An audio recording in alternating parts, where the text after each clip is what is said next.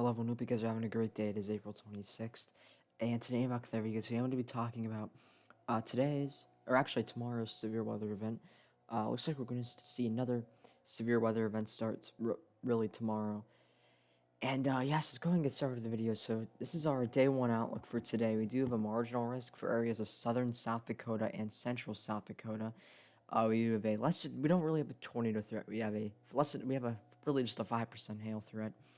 Tomorrow it looks to be the start of our next severe weather event, though. We have a marginal risk that goes from really up all the way into Wisconsin, all the way down into southern Texas, of a slight risk from southern Kansas down into southern Texas. This is our day two outlook. This came out about an hour and a half ago. We have two 5% tors, one in southwestern Oklahoma that goes into central Texas, and one in southern Texas. 15% wind and a 15 sig hail threat.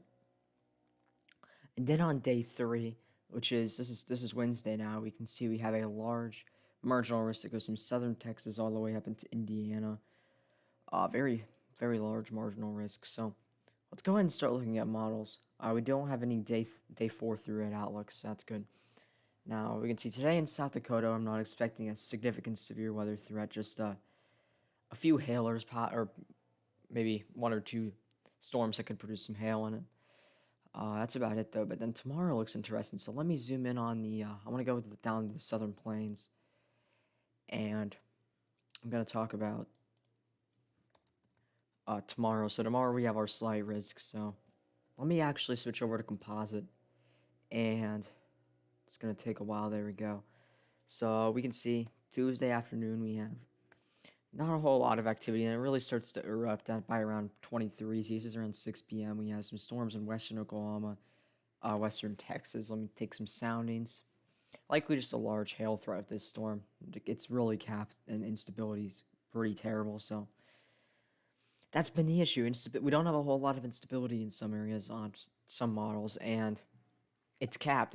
These soundings aren't good. Let's take a sounding to the north of Dallas, and this is not capped, and we do have a lot of instability, but the shear profiles are absolute garbage. You're not going to get a tornado with those shear profiles. And we take a sounding down here. Yeah, those shear profiles, once again, are garbage, but likely just a hail and gusty wind threat. Now, I'm actually going to lock it in here at 00Z. Get rid of the loop. Then we're going to go to some different models. So let's go to the wrap. We're going to have to go back to the 15Z run. And we can see on the wrap, not a whole lot of activity by 7 p.m. Let's go ahead and look at Cape. Wrap has a lot of Cape going all the way up into Kansas. Let's take a sounding right there with the wrap. You would have a little bit of a tornado threat this sounding. Problem is, it is significantly capped, and the shear profiles aren't great. Could see something with that sounding though. I can't zoom in on the wrap, but take a sounding in central Texas. Shear profiles, yeah, no. Around 2,000 to 3,000 Cape, not bad. Slight, not really capped, so that's overall not bad. The wrap has a much better, or has a much greater severe weather risk than the HRRR.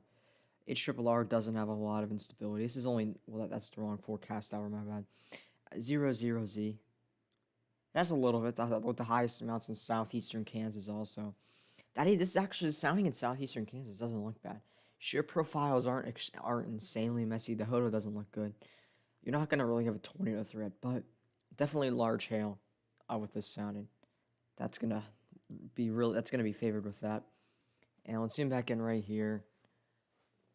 The HRRR doesn't have a whole lot happening in our main slight, or our slight risk. Let me go back to the slight. The slight does go into southern Kansas though, which southern Kansas looks to southern Kansas might see a decent amount of severe weather.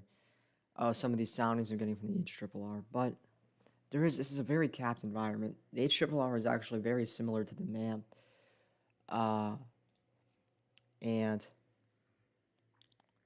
just overall, it's just not a good environment, according to the HRRR and the NAM. Now, the wrap does have a better environment, but it's still not the best. Let's go to the next forecast hour. Let's skip ahead to 9 p.m. Now, right where we have this area of 1000 Cape, let's take a sounding right there. This is a little bit better. Shear profiles aren't insanely messy. You have around 1000 Cape. It's still capped, but you would have a large hail threat with this. A little bit more of a severe weather threat. Let's take one down here in southern Texas. Shear profiles aren't terrible. I don't think you're gonna have much of a tornado threat. Sounding is slightly elevated. No, I wouldn't say it's too elevated though. Slightly capped also, but definitely a large hail threat also.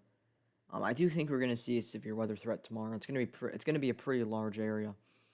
I do think hail is gonna be the main threat. The tornado threat tomorrow doesn't really look good to me.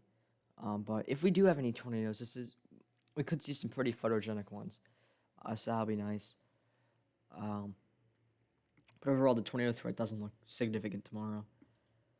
Go to the next forecast hour. HRRR kind of indicates some, I guess, maybe a kind of a broken line. And doesn't really move a whole lot. By 05Z, this is getting late. This is around midnight. That's contaminated. Let me get a new one. Take one right here. All right. I mean, with this sounding, you would have a pretty marginal severe weather threat. That's actually kind of terrible. But HRRR does indicate a line of storms, likely producing large hail. Yeah, tornado threat is questionable. I don't think we're going to see much of a tornado threat. This sounding, it looks better, but that Hodo is just not great. But it does look a little better, though, but still not great. Instability is very marginal. It's not capped, or barely capped. It is slightly capped. But overall, Tuesday looks to be mainly a hail event. Some like some storms will produce some damaging winds, and maybe we could see a tornado or two. The tornado threat seems to be low, but I do think we had the chance to see maybe a tornado or two. Now let's go to the NAM 3 and talk about Wednesday. So Wednesday we have our marginal risk going all the way up in Indiana down to southern Texas. So this is the latest run of the NAM 3, Monday's run, or the 12Z run for today. Let's go to the national and get the whole U.S. in here. So 16Z on this is Wednesday. So we have some storms moving kind of close to Fort Worth, I guess, to the west of Fort Worth, going all the way up to Springfield, and that's Springfield, Missouri. We do have some storms maybe in southern Illinois, that area. Let's start off with we're gonna start off by talking about the northern part of this risk. So let's go to the Ohio Valley, and then we'll go to the southern part of the risk soon. But with these storms around midday, it doesn't seem to have much of a tornado threat. Shear profiles aren't terrible. I'm not thinking you're gonna get a tornado out of this though. Instability is also it's decent. Overall, not a bad sounding for some gusty winds, maybe some smaller hail. And further to the south of Missouri, let's take a sounding there, and we can see marginal torr sounding. Shear profile is not great though. Around a little bit more than 1000 Cape, not terrible. And the shear profiles aren't great. I'm not thinking you're gonna have much of a tornado threat with this either. So these midday storms in this area likely aren't gonna produce. I don't think we're gonna have a tornado threat. Midday on Wednesday. Now we go later in the afternoon, maybe 2 round. Let's go to 18Z. We can see a big complex of storms in southern Missouri. Try and get a sounding. It might be contaminated. Yeah, let's get a new one. This is pretty far. This is pretty far away from the complex, but the environment here has, I mean, decent shear. I still don't think you're gonna get or have much of a tornado threat. This you could get a weak brief spin up, but I'm not thinking you're gonna have much of a tornado threat. Lapse rates aren't great. I mean, you would have a little bit of a tornado threat, maybe like a 2% risk in the SPC. But it's just not. It doesn't look great. And 20Z. This is around late. This is late afternoon. This is around 3 to 4 p.m. Oh, yeah, some storms trying to go off maybe in northern Missouri and then to western Illinois. Let's try and get some soundings with these. Yeah, that's terrible for tornadoes. Let's take one in Illinois. Terrible for tornadoes as well, but likely large hail and damaging winds also. Just not great for tornadoes. In fact, that's bad. Uh, shear profiles with that are pretty terrible. Shear profiles with this one aren't great either. Maybe slightly better. This Hodo doesn't really appeal to me, and the shear profiles don't look good. Marginal instability. I would say 2% tornado risk with that. It doesn't look great. Then we go later. This is 7 p.m. now. We have storms moving through Illinois down into maybe closer to the Chicago area. Let's try and get a sounding with these. With those, not a tornado threat. I'm thinking just large hail and damaging winds of most of these storms in Illinois up to Chicago. Yeah, you're not gonna. That's above. That's north of the warm front most likely. Let's try and get one right here. Shear profiles aren't supportive of tornadoes really. These soundings just aren't great. And take one in southwestern Missouri. This is going to be contaminated. Yeah, it is slightly, but still see not really a tornado risk. So I'm thinking that across Missouri, Illinois, this area on Wednesday, the northern part of our marginal risk, I'm thinking we're not going to have much of a tornado threat at all. These soundings, these aren't good at all for tornadoes. This one's actually not bad, but still the Hodo doesn't look great. Maybe 2%. That's what I'm thinking for. I'm thinking we're going to get a 2% out for probably maybe this area. That's what it could look like. A 2% tornado risk, maybe a little smaller. I'm thinking it's going to be smaller than that. But I don't think it's going to go 5. Now, once we get the HRRR, which will happen tomorrow, in tomorrow's video, we'll look at the HRRR.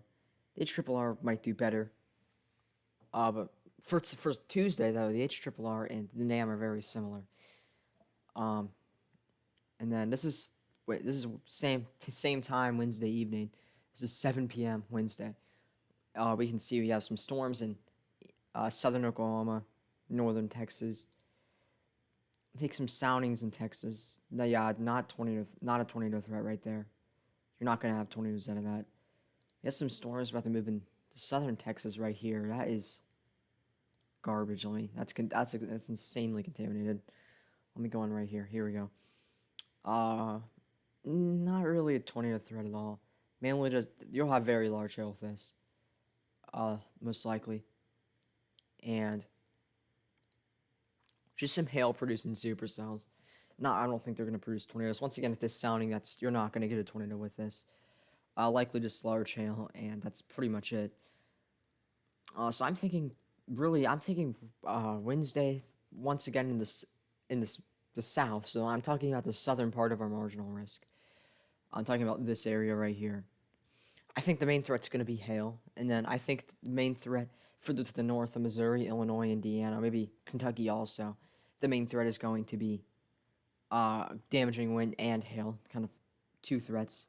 I do think damaging wind will occur in Texas and Oklahoma. I don't think it's going to be the main threat though, and I do think we could see maybe a 2% tornado risk for the northern part of this, similar to this. I don't know about the southern part, though. The southern part has worse shear profiles. Overall, the southern part doesn't look great.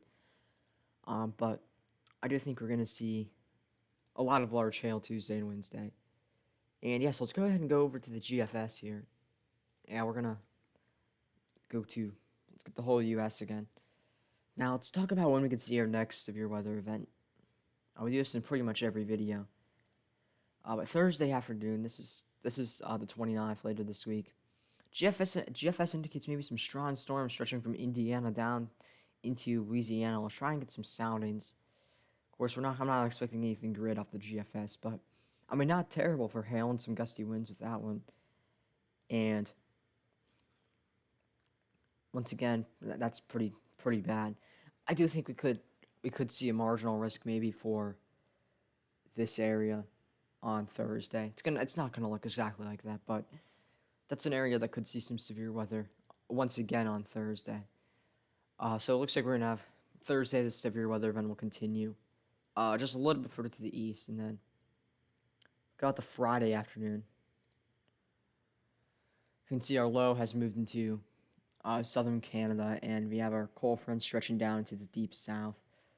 Even some snow maybe from areas of Michigan, mixing in maybe as far south as northern Indiana, extreme northwestern Ohio. Not really a whole lot of accumulation, but Friday, maybe some kind of thunderstorms in this area. Oh, we will have to see. Let's take a look at instability for this and just some things. This is Friday afternoon. We don't have a lot of instability at all, but this is off the GFS though, so keep that in mind. 500 millibar winds. Yeah, that's interesting for sure. 700. Not a lot of turning with these winds also though. This is 850. In fact, actually, let's just take a sounding here. It's going to be contaminated, but we can see the wind profiles. They kind of back with height. So I'm not thinking much of a tornado threat maybe across the mid-Atlantic and the Northeast. I'm not even thinking maybe a severe weather threat across the Northeast. We don't have a lot of instability, and that's going to really limit this potentially. Now, the NAM doesn't go out far enough yet, but sometimes the GFS does underdo instability. Doesn't happen all the time, but occasionally it does. So we'll have to see. But as of right now, Friday doesn't seem to have much of a severe weather potential. Maybe across southern Georgia, in the northern and central Florida, but the mid-Atlantic and the east, maybe a marginal risk for some gusty winds. That's about it, though. So that is good. Now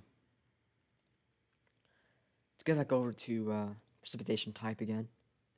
Go back to Saturday at 21Z. We can see we have some snow across areas of the interior Northeast. Nothing bad, nothing significant. No significant accumulations, but overall a pretty calm look for the whole U.S. Barely any precip. For much of the central and eastern U.S., with the exceptions of areas in the Northwest, maybe UP and Michigan, and the Northeast, the interior Northeast. Overall, pretty quiet pattern though, with also some below average temperatures maybe. We go to temperature anomalies, and versus Saturday afternoon, you can see the east has much below average temperatures Saturday afternoon. We can see, temperatures aren't really cold, mainly just 50s across the Ohio Valley and in two areas of the Northeast, with maybe even some 40s and 30s in the Northeast. Below average temperatures all the way down to Florida. But of course, the average temperatures in the South this time of year, the average highs, they're already in the 70s. So it's only going to be really highs in the 60s, maybe highs in the lower 70s. Within Florida, maybe some areas are still making it to 80. So, I mean, not really cold, but in the morning it'll be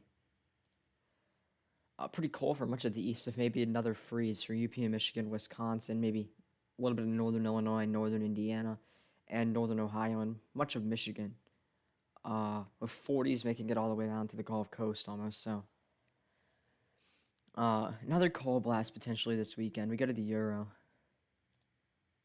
The Euro doesn't go far out enough, so let me go to the previous model run. And Saturday morning, the Euro does have slightly below average temperatures. Really not. The Euro doesn't have as much cold air as the GFS. It has really average temperatures across much of the east, maybe slightly below average in some locations, but has the front not being as strong, and it has the front not moving as quickly, and it kind of stalls. So we're going to have to see what happens. We'll talk about this cold front again in tomorrow's video, but the GFS overall has a lot more cold air behind that cold front. The Canadian, let's see what the Canadian has also a lot more, but it kind of has the front stalling over the southeast, which will keep that some slightly above average temperatures for South Carolina, Georgia, southern Alabama, and Florida. So, yeah, and then next week, I want to go back to the GFS for next week. And let me get the latest run. So, this is Monday afternoon next week. We have another storm system moving into the Oklahoma Panhandle. Maybe some severe weather across Nebraska Monday. Let's get a sounding with this. Yeah, no. Okay, yeah, that's not really anything significant. Maybe something it doesn't really look like anything too important at this time though. Now Tuesday, We can see our low really doesn't do a whole lot. We don't have a lot of moisture. It moves up into the Midwest. And a strong cold front behind it, though. That's not gonna. Yeah, those aren't really gonna do anything. Dews in the those dews were extremely low. And then Wednesday next week. This is very far out now. This is the 5th. These days, I mean, this is more than the week out, so don't really trust this is gonna change. We can see we have a low up in northern New York, a lot of storms going all the way down into Kentucky or the Ohio Valley, that area. Maybe damaging wind threat. That's about it though. But it does look like severe weather is gonna stay kind of calm for the next several days and maybe even the next week. But we are gonna have some. We are gonna have a severe weather event Tuesday through Thursday. And it even really starts today in South Dakota, where we could see a few hail-producing cells. But yeah, that's wrap up this video. Hope you guys enjoyed it. I'll be back tomorrow. But yes, goodbye.